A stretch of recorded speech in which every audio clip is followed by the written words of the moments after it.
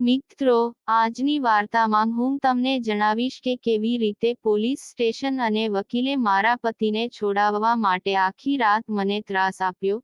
Hello મારા પ્રિય મિત્રો, મારું નામ સલોની અરોરા છે. હું 32 વર્ષની છું અને ગોરો રંગ છું. આ તે સમયે કહેવામાં આવ્યું હતું કે હા, જ્યારે અમે મેરઠમાં રહેતા હતા, પરંતુ આ ઘટના પછી અમે આગ્રા આવ્યા છીએ. આ મારા મેરઠમાં રહેવાની ઘટના છે. હું, મારા પતિ, મારા સાસુ અને ભાભી અહીં રહેતા હતા. મારા લગ્નને માત્ર 6 થી 7 મહિના જ થયા હતા. પતિ દુબઈમાં નોકરી કરે છે, તેથી હાલમાં તે થોડા મહિના માટે રજા પર હતો. નહીં તો તેઓ વર્ષો સુધી બહાર રહે છે. મારા પતિ નંબર 1 રિજેક્ટર છે. સારું, આવું થયું. એક દિવસ વધારે પીધા પછી તે ત્યાંથી નીકળી ગયો. એક છોકરો ઘાયલ. પછી અમારી પાસે એક પોલીસકર્મીનો ફોન આવ્યો કે તમારા પતિ પોલીસ સ્ટેશનમાં છે. અમે બધા ગભરાઈ ગયા અને તરત જ ત્યાં પહોંચ્યા. જોયું કે પતિ પોલીસ સ્ટેશન જેલની અંદર છે. જ્યારે અમે પૂછ્યું શું થયું, તો પોલીસ ઇન્સ્પેક્ટર ખૂબ ગુસ્સે થઈ ગયા અને જોરથી બૂમો પાડવા લાગ્યા. તેણે કહ્યું કે તેણે દારૂ પીને મારા પુત્રને કાર વડે મારવાની હિંમત કરી છે. આ સાંભળીને હું ચોંકી ગયો હતો. તે આટલું કડક વલણ ધરાવે છે. જોરદાર અવાજ સાંભળીને આખું વાતાવરણ ગંભીર અને શાંત થઈ ગયું. તે ખૂબ જ શ્યામ, જાડો અને મૂછો ધરાવતો હતો. તેણે હળવી દાઢી પણ હતી. અમે બધા કહેવા લાગ્યા કે અમે તેના વતી માફી માંગીએ છીએ અને આજીજી કરવા લાગ્યા.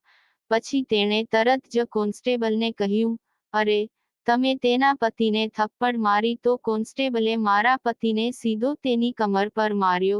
તો મારી સાસુ મારા સહિત બધા રડવા લાગ્યા અને આજીજી કરવા લાગ્યા. કહ્યું, અમને માફ કરો, અમને છોડી દો. તેણે કહ્યું, આજે રાત્રે હું તેમને આ રીતે કેવી રીતે છોડી શકું?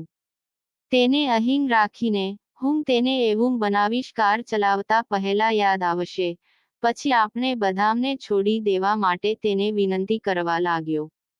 ત્યારે અચાનક મારા મોઢામાંથી નીકળ્યું કે તમારે કેટલા પૈસા જોઈએ છે? પછી તે ગુસ્સાથી ઊભો રહે છે. તેણે મારી સામે ખરાબ રીતે જોવાનું શરૂ કર્યું અને કહ્યું, તમે મને લાંચ આપનાર જેવો લાગે છે. પૈસાના બદલામાં હું આ આપીશ. મને ક્યારેય સ્પર્શ કરશો નહીં. હવે મેં પણ વિચાર્યા વિના આમ કર્યું છે. હું સમજું છું. તો તમારે શું જોઈએ છે? મારી આ વાત સાંભળીને તેણે મારી સામે કૂતરાની આંખે જોયું. મારી સામે જોવા લાગ્યો. હું તરત સમજી ગયો. પણ તેણીએ મનમાં કહ્યું કે તું બાસ્ટર્ડ, તને કંઈ ફરક પડતો નથી. હું તે મેળવીશ, અને હું કંઈ પણ આપીશ નહીં. હું મારી સાસુને પૂછીશ. તેણીએ કહ્યું, ચાલો વકીલ પાસે જઈએ. અને અમે રાત્રે 9 વાગે વકીલ પાસે ગયા. અમે વાત કરી અને વકીલ સાથે પોલીસ સ્ટેશન પાછા આવ્યા. પછી વકીલ અને પેલા બસ્ટર્ડ ઇન્સ્પેક્ટરે વાત કરવાનું શરૂ કર્યું. ખૂબ પછી ગરમાગરમ ચર્ચાઓ એ પણ થયું કે હવે આટલી બધી બાબતોનું પરિણામ સાંભળીને હવે અમે વધુ ચિંતિત છીએ કે આ મામલો કોર્ટમાં જ ઉકેલાશે. અને ત્યાં સુધી પતિ જેલમાં રહેશે, પણ હવે તેને કોઈ અડશે નહીં. સારું. હવે અમે ત્યાંથી નીકળવાનું શરૂ કર્યું. તેથી હું મારા પતિને મળવા થોડી જ સેકન્ડમાં પાછો આવ્યો. હું એન્ટ્રી પરત કરવા ગેટ પર જ હતો. તેણી ચોંકી ગઈ. વકીલ અને પોલીસ બંને જોરથી હસી રહ્યા હતા. કાળો બાસ્ટર્ડ પોલીસમેન બોલ્યો, તે અમારી જાળમાં ફસાઈ ગયો છે. હવે વકીલે કહ્યું, દોસ્ત, એકવાર મને આ મળી જશે, હું કાચું ખાઈશ. તો પોલીસવાળાએ કહ્યું, અરે કેવી રીતે નહીં મળે, આપણે બેઠા નથી. આટલું કહીને તે હસવા લાગ્યો અને લાગ્યું કે જાણે જમીન ખસી ગઈ હોય. મારા પગ નીચેથી સરકી ગયો. હું ડરને કારણે અંદર ન ગયો અને પાછો વળ્યો અને ઘર તરફ ચાલ્યો. જ્યારે અમે બધા ઘરે પહોંચ્યા, અંદર આવતાની સાથે જ હું મારા રૂમમાં આવ્યો અને તે વિચારવા લાગી કે સલોની, તું ક્યાં ફસાઈ ગઈ છે? હવે તેઓ તારી પાછળ છે. તેના ઉપર પતિ પણ તેમની કેદમાં છે. આ વિચારીને મને ક્યારે ઊંઘ આવી ગઈ તેનો ખ્યાલ જ ના રહ્યો. સવારે 7 વાગે જાગી ગયો. જલ્દી નાહ્યા પછી મારી માતા અને બહેન માટે નાસ્તો તૈયાર કરીને આજે મેં એક સૂટ અને પાયજામા પહેર્યો હતો અને હા, આજે મેં થોડો મેકઅપ કર્યો. થાક પર પોલીસ તે વ્યક્તિની સામે બેઠી અને કહ્યું, મારી તરફ જુઓ, આ કોર્ટની મુશ્કેલીમાં ન પડો. મહેરબાની કરીને આ કેસને કોઈક રીતે ઉકેલી નાખો. હું જાણું છું કે બધું તમારા હાથમાં છે. હવે યોગાનુયોગ તે તમારો પુત્ર હતો. હું આ માટે માફી માંગુ છું. કૃપા કરીને આ સાંભળ્યા પછી આ મામલો ઉકેલો. પોલીસકર્મીના ચહેરા પર સ્મિત સ્પષ્ટ દેખાતું હતું. તેને લાગવા માંડી હતી કે મરઘી જાળમાં ફસાઈ ગઈ છે.